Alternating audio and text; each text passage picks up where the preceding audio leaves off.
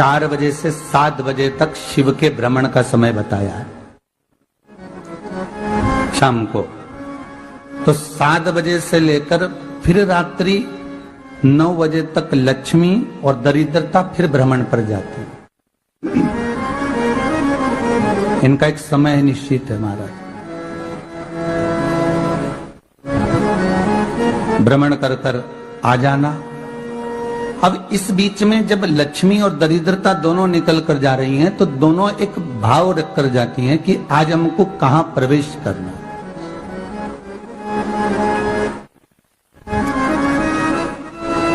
आज हमें किस जगह पर प्रवेश करना है, आज हमें कहां पहुंचना है, आज हमें किस जगह जाना है। और जिस नगर में जिस मार्ग से लक्ष्मी और दरिद्रता निकल कर जाती है, ये दोनों का जब निकलना होता है, इनको स्थान दिया गया जहां पर स्वच्छता हो, घर के दरवाजे पर रंगोली डली हुई हो, द्वार पर जल छीटा गया हो। महाराज उस द्वार पर लक्ष्मी प्रवेश करती है तो दरिद्रता भी जाने लगती है अंदर। जब दरिद्रता अंदर जाने लगती है तो लक्ष्मी उसको रोक देती है। पहले मैं देखकर आती हूं कि तेरे लिए स्थान है कि नहीं, तू यहां रुक।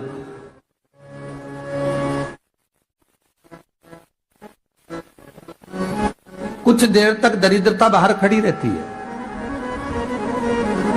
और लक्ष्मी जी की बड़ी बहन जब दरिद्रता बार बार अंदर जाने का प्रयास करती है तो लक्ष्मी जी कहती हैं, जीजी तू इतनी बड़ी होकर तुझे मालूम है तू तेरा सम्मान होना चाहिए, आदर होना चाहिए, और तू अंदर चली जाए और कोई तेरा सम्मान ना करे तो कितना बुरा लगेगा, इसलिए तू बाहर खड़ी रह। मैं अभी आई। अंदर जाती है और जब लक्ष्मी जी भ्रमण कर लेती हैं, अंदर प्रवेश कर कर आती हैं और प्रवेश कर कर आती हैं तो दरिद्रता पूछती है चले अंदर। तो लक्ष्मी जी कहती हैं, तुझे मालूम नहीं है क्या जीजी कि जिस घर में मैं प्रवेश कर जाती हूं उस घर में फिर दरिद्रता नहीं जा सकती, क्योंकि ये तेरा वचन था, ये तेरा वचन था। अपन दोनों का जब मंगल विवाह हुआ था, मेरा विवाह जब नारायण के साथ में हुआ और तुम्हारा विवाह जब दुस्साह मुनि के साथ हुआ, दरिद्रता का विवाह दुस्साह मुनि के साथ हुआ। जब अपना दोनों का विवाह हुआ था तो अपन दोनों ने एक वादा करा था कि जिस घर में लक्ष्मी प्रवेश कर जाएगी उस दिन फिर दरिद्रता नहीं जाएगी, और जिस घर में दरिद्रता प्रवेश कर जाएगी उस घर में फिर लक्ष्मी नहीं जाएगी।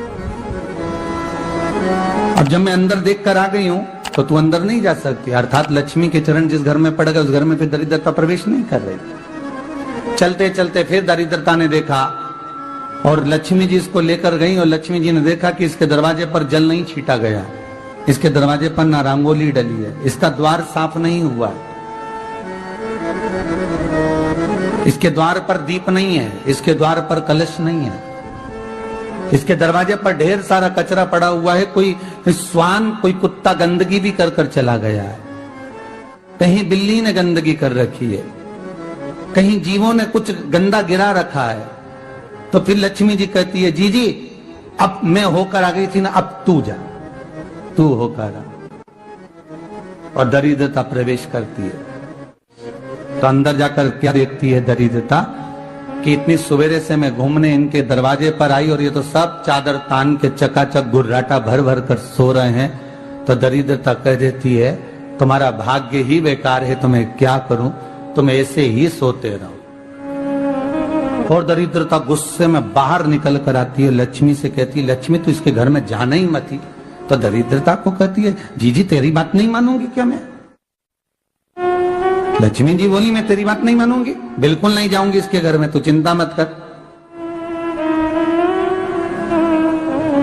चल आगे चल। फिर आगे बढ़े। ये लक्ष्मी और दरिद्रता का प्रवेश है। आपके घर का द्वार, आपके घर का दरवाजा। फिर निवेदन करूंगा एक बहुत सुंदर बात, हमें महाराष्ट्र से सीखना चाहिए, हमें साउथ से सीखना चाहिए, दक्षिण से। जिस समय पर भक्ति देवी यमुना जी के घाट पर रो रही थी अपने पुत्र ज्ञान और वैराग्य को गोदी में लेकर समय देव ऋषि नारद ने प्रश्न किया था कि तुम कहां पर पोषित हुई हो, तुम्हें ऊर्जा कहां से प्राप्त हुई? तो कहा मैं गुजरात से तो चली हूं। और वहां से चलती चलती भक्ति देवी कहती है मैं बहुत दुखी होकर, बूढ़ी होकर, द्रवित होकर, बड़ी दुख में वहां से चलते चलते जब मैं महाराष्ट्र में पहुंची तो मैंने वहां जाकर देखा कि वहां पर लोग हर पल हर घड़ी ब्रह्म मुहूर्त में उठकर स्मरण करते हैं, नाम जाप करते हैं और दरवाजे पर जल छीट कर रंगोली डालते हैं। तो कह रही है कि वहां पर मैं थोड़ी अवस्थावान होने लगी, वहां मुझे अच्छा लगने लगा। फिर जब मैं और आगे पढ़ी, दक्षिण में जब पहुंची, वहां पर जाकर मैंने देखा कि सुबह से उठकर मंगलाचरण, मंगला स्तोत्र और वेदों की ध्वनि होने लगी। वहां पर मैं और आनंदित हो गई। हमें कुछ चीजें महाराष्ट्र से सीखना चाहिए कि वहां रहने वाले जो भगत हैं, वारकरी संप्रदाय के जो भक्त होते हैं, वैष्णव जो धर्म के भक्त होते हैं, उनका नियम है सवेरे के समय घर में पानी है कि नहीं है, पर जब भी वो घर का दरवाजे के बाहर थोड़ा ना थोड़ा पानी तो छींट ही देते हैं। और छींटने के बाद फिर वहां पर अपने यहाँ तो दिवाली पे रंगोली बनती है जी, और वहां पर रोज की रंगोली बन जाती है कि कभी हो सकता है परमात्मा राह भूल कर हमारे घर में प्रवेश कर जाए, इसलिए वहां प्रतिदिन की रंगोली, प्रतिदिन।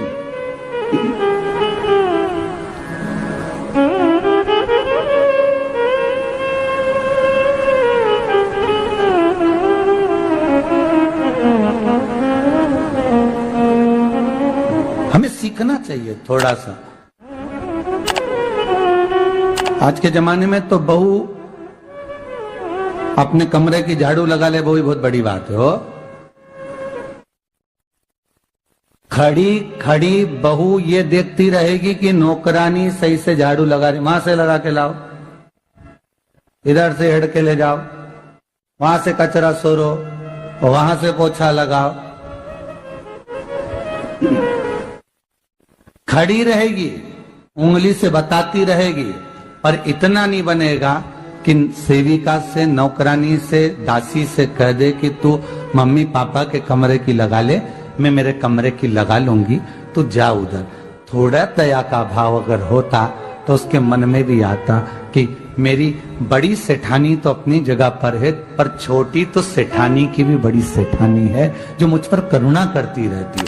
पर बड़ी तो कहे कि बेटा रहने दे, तू उधर ले जा, जब भाभी के कमरे में देख ले जा। उसके बच्चों का बड़ा फैलारा रहता ना, तू उधर देख ले जा, तो जरा उधर, मां उधर भेज रही है।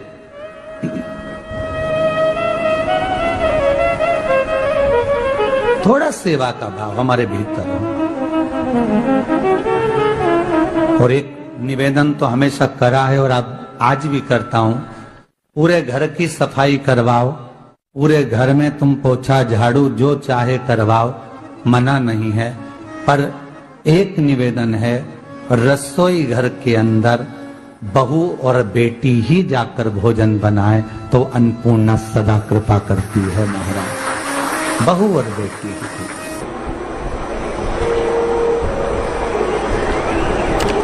फिर एक कहीं ऐसी जगह मिल जाती है जहां ठोका और वो खीर चली, कपड़े टांग, बार बार प्रयास करा, हिम्मत नहीं आ रही। आपने कहा कि कपड़े तो टांगना है, कील तो ठोकना पड़े। जैसे कील को बार बार ठोका गया, कपड़ा टांगने के लिए एक जगह नहीं लगी, दूसरी जगह नहीं लगी, तीसरी जगह नहीं लगी, चौथी जगह पर प्रयास करते रहे। उसी तरह भगवान शंकर की लोग कहते हैं कथा एक बार सुन ली, 2 बार सुन ली, 3 बार सुन ली, हम कहते हैं बार बार इस मन रूपी कील को परमात्मा के चरणों में ले जाकर ठोकते रहो। इस मन को भगवान के चरणों में ले जाकर छोड़ते रहो। कथा में इस मन को बार बार ले जाकर ठोकते रहो, एक ना एक दिन ये परमात्मा तक पहुंच ही जाएगी, ये निश्चित। थोड़ा प्रयास आपको करना पड़ेगा, थोड़ी मेहनत आपको करना पड़ेगी, प्रेशर बढ़ा, थोड़ा मेहनत थोड़ा प्रयास आपको करना। और मैंने तेरे ही भरोसे बाबा, तेरे ही भरोसे हवा बिच उड़ती जावांगी, बाबा डोर हथ तो छड़ी लावे कटी जावांगी, भोले मैं तेरी कदम। अब मन को लगाते रहो, शिव महापुराण की कथा में चित्त लगाते रहो। टीवी खोलो तो शंकर की कथा ढूंढो, टीवी खोलो तो ये देखो कि आस्था चैनल पर कहां कुबेरेश्वर महादेव आ रहा है, कहां कुबेर भंडारी आ रहा है।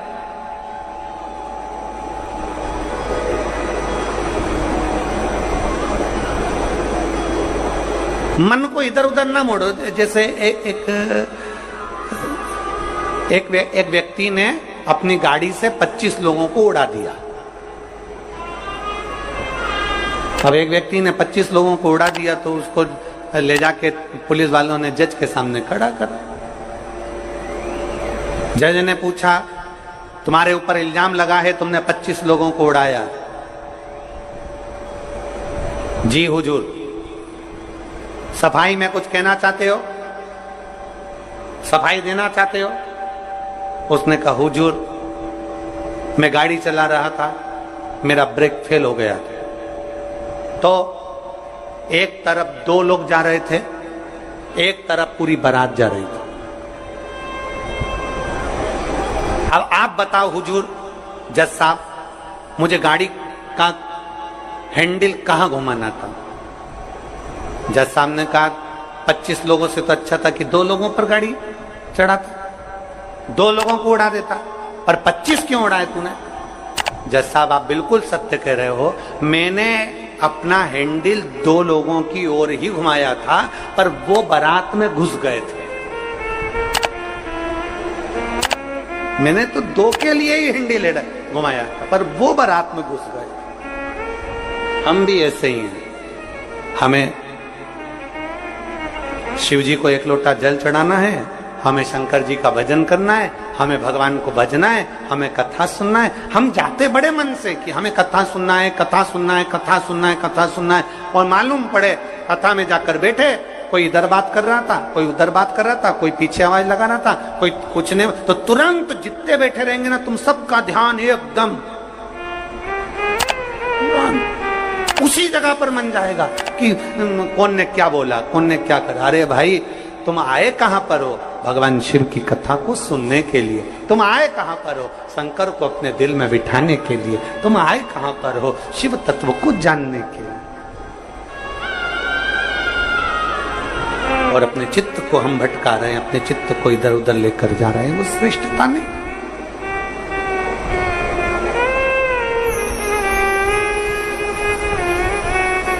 जिस समय पर ब्रह्मा जी ने सृष्टि की रचना करी,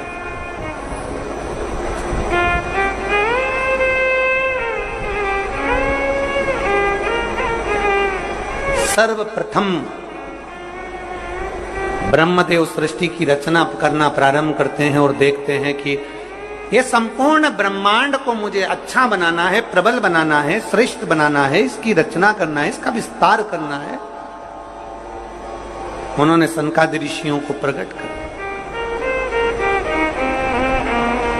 सनत कुमारों को जब प्रकट किया, सनत कुमारों को प्रकट करते से ही सनत कुमार तो भगवान शंकर की, भगवान नारायण की भक्ति में ऐसे डूब गए कि उन्होंने सृष्टि का क्रम आगे बढ़ाया ही नहीं। उन्होंने सृष्टि को आगे बढ़ाया ही नहीं।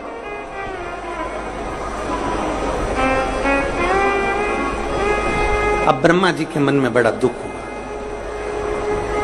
ब्रह्मदेव के हृदय में बड़ा दुख हुआ ब्रह्मा जी को। ब्रह्मा जी भगवान नारायण के पास में गए और नारायण के पास में जाकर उन्होंने हाथ जोड़कर निवेदन करा। ब्रह्मा जी बोले हैं, नारायण, मैंने सृष्टि का खंड आगे बढ़ाने के लिए सनकादि ऋषियों को प्रकट किया, मैंने सृष्टि को आगे बढ़ाने के लिए सनकादि ऋषियों को मार्गदर्शन किया, पर ये सनकादि ऋषि तो भगवान की भक्ति में डूब गए, आपके भजन में डूब गए, ये तो कोई सृष्टि को आगे बढ़ाते नहीं है। करूं तो करूं क्या, सृष्टि कैसे बढ़ाई जाए, अब ये मुझे आप बताओ।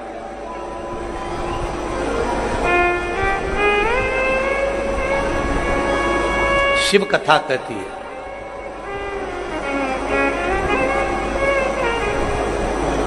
जब आपको लगने लगे कि मैंने बहुत प्रयास कर लिया और अब मेरा यह कार्य नहीं हो रहा, तब उस जगह पर शिव महापुराण की कथा कहती है कि एक बार शंकर पर विश्वास कर देखो, शंकर पर भरोसा कर देखो। एक पत्र है,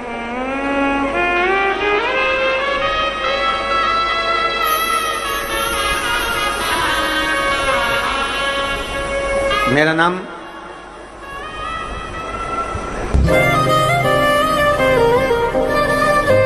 जात्री साहू है, ग्राम बोराई, जिला दुर्ग की निवासी।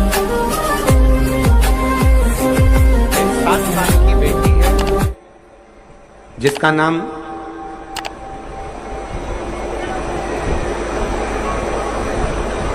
नीला है।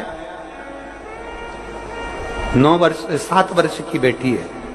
कहीं बैठी हो तो हाथ हिला सकती है। मेरा नाम जात्री साहू है, मैं ग्राम बोराई, जिला दुर्ग की निवासी हूं। मेरी 7 साल की बेटी है, कहीं बैठी है, बच्ची आई है साथ में, ले आओ उसको, धीरे धीरे ले आओ, ले आओ उसको, धीरे धीरे लेकर आओ। 7 साल की बेटी है, 9 फरवरी को स्कूल से आई और अचानक वो बात कर रही थी तो तुतलाने लगी। तुतलाते तुतलाते उसकी आवाज चली गई, गिर गई, कमर, पैर, हाथ कुछ काम नहीं कर रहा था। बाद में उसने आंखों को भी बंद कर लिया, सुनने की शक्ति भी चली गई। गुरुदेव, हम तुरंत उसको लेकर डॉक्टर के पास भागे। जब डॉक्टर के पास गए तो डॉक्टर ने जब जांचें करना प्रारंभ करा और जांच करते करते करते करते मालूम पड़ा कि इसको एक बीमारी हो गई है जो 2 लाख बच्चों में एक बच्चे में होती है, जिसका नाम GBS है। जिस बीमारी के अंतर्गत शरीर के, गला पकड़ रहा है भाई, जिस बीमारी के अंतर्गत शरीर के एक एक अंग बंद होते चले जाते हैं, उसकी नसें चोक होती चली जाती हैं। GBS बीमारी के अंतर्गत नसें चोक होती चली जाती है, बोलना, देखना, सुनना, शरीर का काम करना सब बंद हो जाता है। डॉक्टर ने कहा यह बीमारी बड़ी खतरनाक है, यह बीमारी ऐसे ठीक नहीं हो सकती, इसको नागपुर ले जाओ। हम अपनी बच्ची को नागपुर लेकर गए। नागपुर में उसका इलाज चालू हुआ। इलाज करवाते करवाते करवाते करवाते 10 दिन हो गए, 15 दिन हो गए, पर बच्ची को होश नहीं आया, वेंटिलेटर पर पड़ी रही। ना बोल पाती, ना चल पाती, ना देख पाती, ना सुन पाती। तब किसी ने कहा कि सीहोर वाला महाराज कथा कहता है, उस कथा को एक बार इस बच्ची के कानों में सुनाना प्रारंभ करो। डॉक्टर तो अनुमति नहीं दे रहे थे, पर हमने डॉक्टरों से बोलकर बच्ची के कानों में हेडफोन लगा के कथा कहना प्रारंभ किया। शिव मंदिर जाकर बेलपत्र लाते, उसके पलंग पर रख देते, थोड़ा सा जल लाकर उसके होठों पर लगा देते। 21 दिन निकल गए पर बेटी होश में नहीं आई। 21 दिन तक होश में नहीं आई। धीरे धीरे धीरे धीरे धीरे धीरे डॉक्टर ने कह दिया इसका शरीर ठीक नहीं है, ये GBS बीमारी एक ऐसी बीमारी है जो कभी ठीक नहीं होती है, आप इसको घर ले जा सकते हो, ये ऐसी कैसी ही रहेगी, ना चलेगी, ना बोलेगी, ना देखेगी, ये ऐसी रहेगी। हमने कहा डॉक्टर साहब थोड़ा सा तो इलाज करो। कहा इसका इलाज पूरे भारत में क्या विदेश में भी नहीं है। तब हम